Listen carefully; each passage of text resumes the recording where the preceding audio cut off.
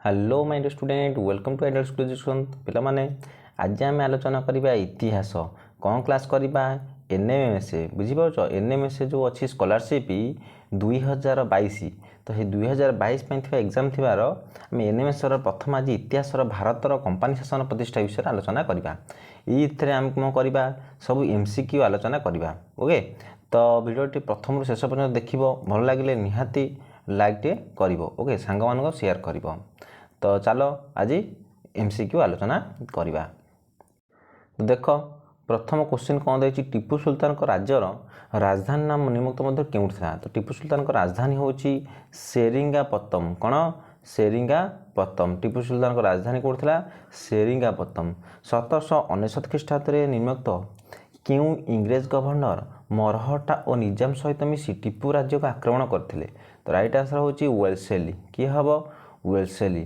बुझी होची तापर देख 3 क्वेश्चन दे निम्नलिखित क्यों ख्रीष्टाब्द टीपू युद्ध में निहित हेले तो टीपू 1799 युद्ध में निहित हेले बुझी होची रेगुलेटिंग एक्ट अनुसार काउंसिल सभ्य मानकर कार्यकाल केते वर्ष थिला तो कार्यकाल होची 5 वर्ष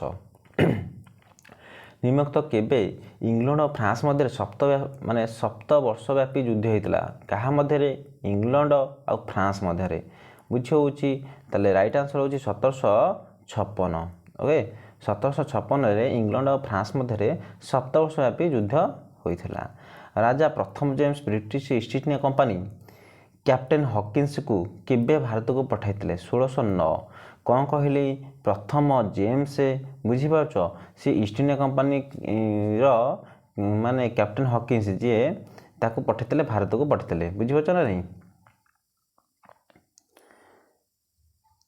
तापरे क्वेश्चन देख 1609 पठाइथिले तापर हॉकिंस अनुरोध क्रमे इंग्रेज मानक जहांगीर निम्नलिखित क्यों स्थान में एक स्थायी बस स्थापन करने आदेश प्रदत्त देते तो राइट आंसर होची सूरत ठारे नेक्स्ट क्वेश्चन सार टमास निम्नलिखित क्या सहित संपर्क स्थापन कर वाणिज्य कोठी निर्माण कर अधिकार पाई किए सार टमास क्या सहित संपर्क स्थापन कर जहांगीर जहांगीर को दरबार को आसिना से कौन वाणिज्य कोठी निर्माण करने अनुमति पाई बुझीपार ना नहीं किए सार टमास नेक्स्ट क्वेश्चन देखिए देख next question Fort Saint George नामक वाणिज्य केन्द्र इंग्रेज मैंने निम्नलिखित क्यों स्थान निर्माण करते माद्रास ठारे क्यों थारे माद्रास नेक्स्ट क्वेश्चन निम्नलिखित क्यों ख्रीष्टाब्द पोर्ट विलियम दुर्ग निर्माण कराइଥିଲା तो पोर्ट विलियम दुर्ग केबे निर्माण कराइଥିଲା 1690 ख्रीष्टाब्द ओके नेक्स्ट क्वेश्चन एमारक मध्य केउटी भारतर पोर्तुगीज मान उपनिवेश थिला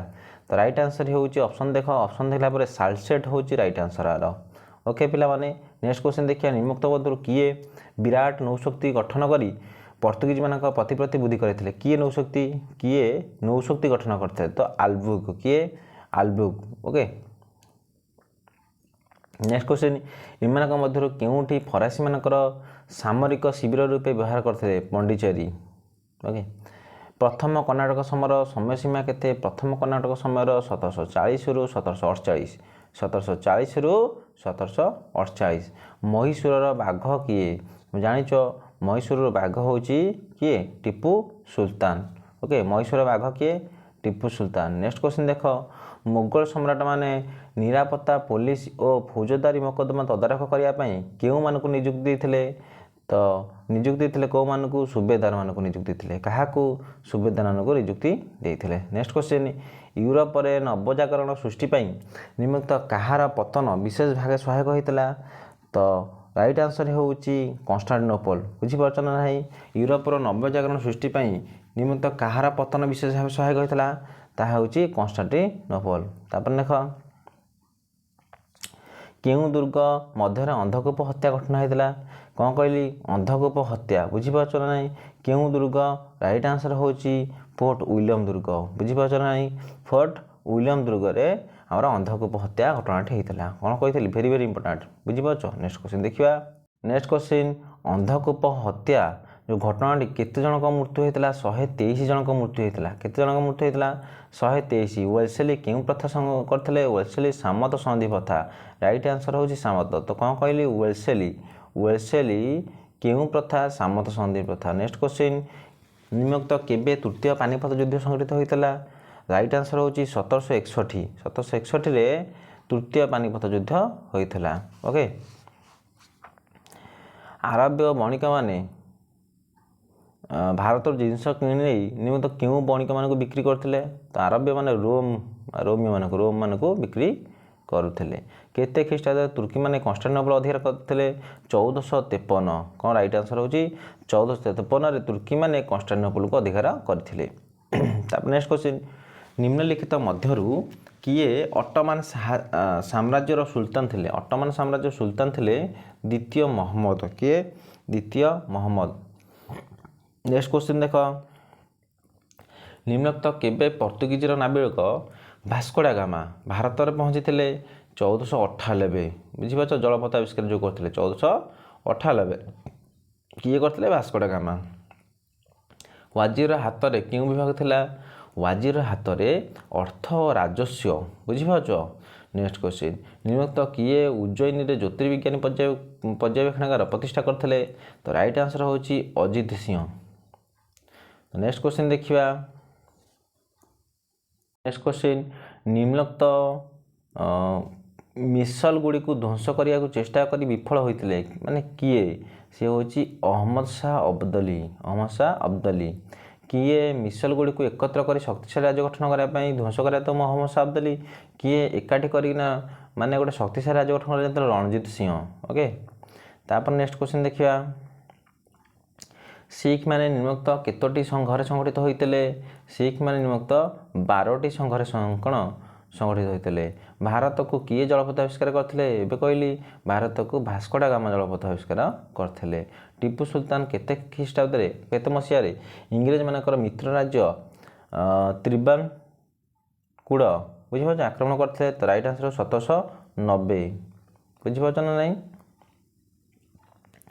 नेक्स्ट क्वेश्चन, निम्नलिखित किए पलास युद्ध में सिराजदौल्ला पराजय दायी अटंती? तो तांकर जानथ किए मंत्री जी थे मीर काश्मीर, सी ही कौन सिराजदौल्ला पराजय हबार सी मिशीगले क्लाइव सहित सी मिशी पलास युद्ध सी सिराजदौल्ला हारी गले।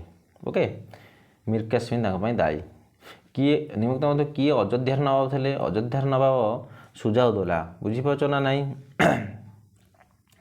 शाह आलम, सुजाउद्दौला, मीर कासिम ये सब तीन जन मिलित होगी निम्नलिखित क्या विरुद्ध युद्ध पर प्रस्तुत कले? तो किए हो इंग्रेज मान विरुद्ध। तो ये इंग्रेज मान युद्ध कले हारी भी गले। बुझीपार ना नहीं? निम्नलिखित किए ईस्ट इंडिया कंपानी द्वारा पराजित होगा फल भारत इंग्रेज शासन दृढ़ है? तो जदि आपको देखा तो राइट आंसर हो भारतीय शासकर मिलित शक्ति। जो तीन जन मिलित शक्ति कहली बुझीपार, शाह आलम आउ सिराजदौल्ला मीर कासिम ये तीन जन हाला पर इंग्रेज मान शक्ति दृढ़ हो गला। बुझीपार। तापर नेक्स्ट क्वेश्चन देखिए। निम्नलिखित मध्यरु किए ईस्ट इंडिया कंपानी को श्रृंखलित भाव परिचालना करने पुनर्बार मंगल गवर्नर भाव नियुक्त होते? क्लाइव। ओके, तापर नेक्स्ट क्वेश्चन, कोरा और आलाहाबाद ईस्ट इंडिया कंपानी को निम्नलिखित केबे अयोध्या नवाब हस्तांतर कले? 1765। इंग्रेज माने निम्नलिखित केबे हैदर अली सहित संधि करते? राइट आंसर हूँ 1769। टीपू सुल्तान निम्नलिखित क्या परास्त कर आकट अधिकार करते? तो बेरिंग।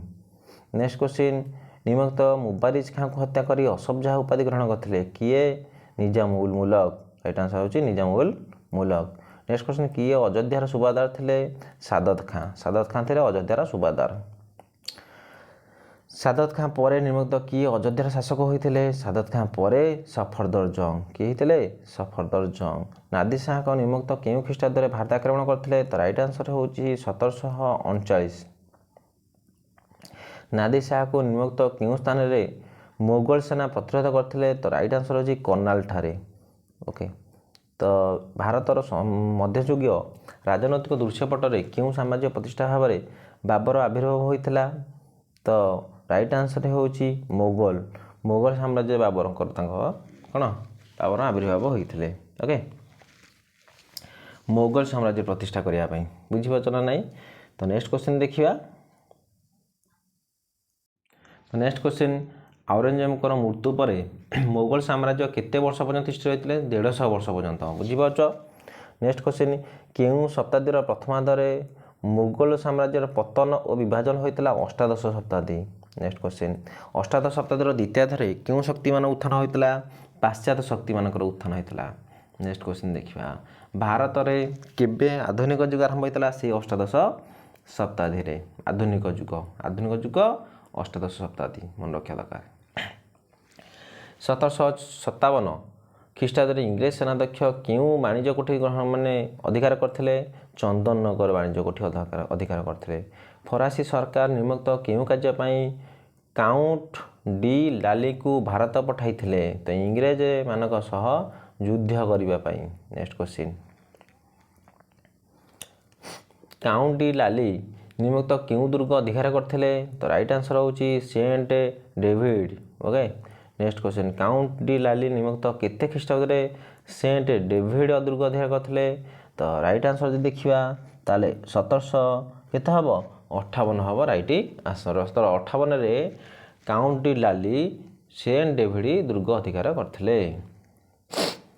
इंग्रेज सेनापति आयारकुट निम्नलिखित क्यों युद्ध रे काउंट डी लाली को परास्त कले। आयारकुट जी इंग्रेजर सेनापति थिले से काउंट डी लाली रो परास्त करथिले क्यों युद्ध रे वांडीवास युद्ध कौन वांडीवास युद्ध। नेक्स्ट क्वेश्चन देखिबा तो नेक्स्ट क्वेश्चन अजित सिंह क्यों राज्यर राजा थिले तो राइट आंसर होची मारवाड़। नेक्स्ट क्वेश्चन देखिबा निम्नलिखित किए लाहौर अधिकार करथिले राइट आंसर होची बांदा बहादुर। तापर क्वेश्चन क्यों मुगल सम्राट को समय मरहटा जाटमान विद्रोह करथिले तो औरंगजेब को समय रे। नेक्स्ट क्वेश्चन देखिबा मुगल साम्राज्य दुर्बलता सुजोग नहीं अमीर माने केतोटी दल विभक्त थिले दुरानी ईरानी हिंदुस्तान जोटा माने हेटा तीनोटी दल विभक्त होइथिले बुझि पाछो। नेक्स्ट क्वेश्चन निम्नलिखित मध्य किए कुली खां उपाधि पाइथे तो राइट आंसर होची निजाम उल मुल्क। ओके कुली खां उपाधि पाइथिले। मुगल शासक द्वारा निम्नलिखित मध्य दाक्षिणात्य गवर्नर रूप नियुक्ति पाइथिले राइट आंसर होची निजाम उल मुल्क। नेक्स्ट क्वेश्चन देखिए निजाम उल मुल्क आचरण में असंतुष्ट होई तांको दमन निमते मुगल सम्राट निमित्त कहा दाक्षिणात्य पठाइथिले तो राइट आंसर होची मुबारिज खां को। निम्नलिखित केउं स्थान को इंग्रेज माने अधिकार करिवार इंग्रेज और हैदर अली का मध्य युद्ध होता तो इंग्रेज और हैदर अली मध्य युद्ध होता माहे।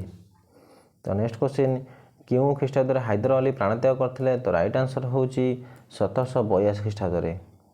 तो नेक्स्ट क्वेश्चन देखिबा तो देख क्वेश्चन अच्छी टीपू सुल्तान निम्नलिखित कहा को द्वितीय मैसूर युद्ध में बंदी करथिले तो मैथ्यूस। तो ये थे आमर लास्ट क्वेश्चन। ओके तो किपर लागिला निहाती कमेंट जनइब भल लगी निहाती लाइक करिवो। ओके सांग मानकु शेयर करिवो। ओके रहुची धन्यवाद।